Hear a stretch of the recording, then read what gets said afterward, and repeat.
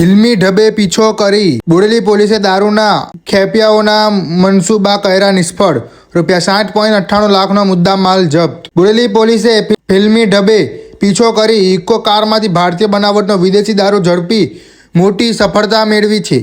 પોલીસે ₹2.98 લાખનો વિદેશી દારૂ અને ₹5 લાખની ઇકો કાર સહિત કુલ ₹7.98 લાખનો મુદ્દા માલ જપ્ત કર્યો છે। પોલીસ ઇન્સ્પેક્ટર PS બરંડાને મળેલી બાતમીના આધારે PSI KM રાઠોડ તથા તેમની ટીમે બમકોઈ ગામ નજીક કેનાલ રોડ પર વોચ ગોઠવી હતી। બાતમી મુજબ ઇકો કારને રોકવાનો પ્રયાસ કરતા ચાલકે ગાડી પૂરપાટ હંકારી ફરાર થવાનો પ્રયાસ કર્યો હતો। પોલીસે ફિલ્મી ઢબે પીછો કરતા ચાલકે ખાંડિયા ગામની સીમમાં સ્મશાન તરફ કાચા રસ્તા તરફ કાર મૂકી નાસી છૂટ્યો હતો।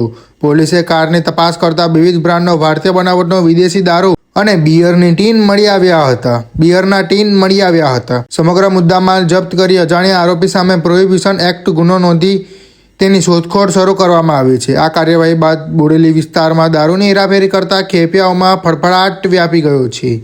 રિપોર્ટર શકીલ બલોચ દ્વારા છોટાઉદેપુર।